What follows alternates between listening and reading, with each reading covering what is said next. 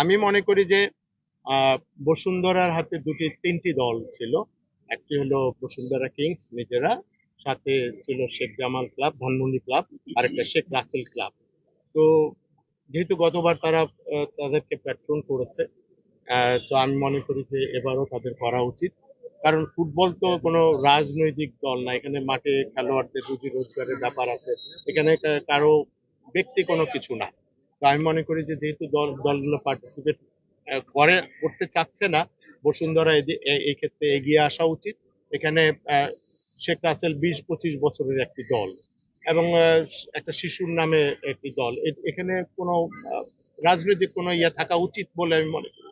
তো আমি এক্ষেত্রে আশা করব, প্রত্যাশা করব যে বসুন্ধরা এই দুটি দলের পৃষ্ঠপোষকতা করবে, এবং অচিরেই তাদের তাদের খেলোয়াড়দেরকে সাথে নিয়ে খেলোয়াড়রা স্যাক্রিফাইস করতে রাজি আছে।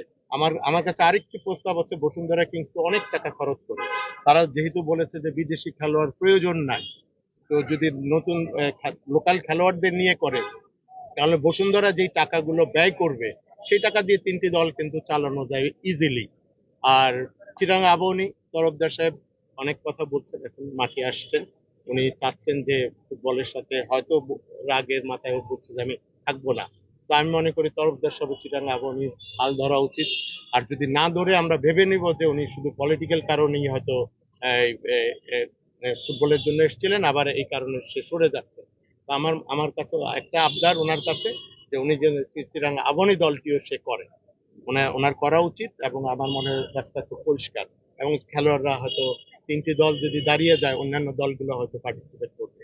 আমি এই দুজনের প্রতি আবেদন রাখবো যে বসুন্ধরা এবং তরফদার মোহাম্মদ রুহুল আমিনের কাছে আবদার করবো যে তিনটি টিম যাতে তারা এই লিগে অংশগ্রহণ করে। ইচ্ছা করলে এটা নিজস্ব ব্যাপার, বিদেশি প্লেয়ারের তো আমাদের একটা কার্যকরী কমিটির মিটিং এ ক্যান্সেল করে দিতে পারে, কেন না?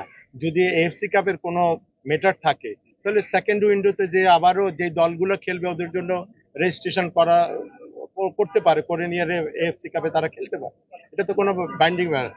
হ্যাঁ, বিদেশি প্লেয়ার যেহেতু এই পরিস্থিতিতে আমরা অতীতে অনেকবার এরকম হয়েছে যে আমরা বিদেশি প্লেয়ার ছাড়া খেলেছি, তো কেন এখন খেলবে না খেলা? আমার মনে হয় যে যে দেশের পরিস্থিতির কারণে, আর্থিক অবস্থার কারণে বিদেশি প্লেয়ার বাদ দিলে তো কোনো অসুবিধা নেই, আমাদের লোকাল প্লেয়ার দিয়ে একটা লিগ চালু হোক না। এবং আমার মনে হয় যে এখানে ন্যাশনাল টিম অনেক উপকৃত হবে।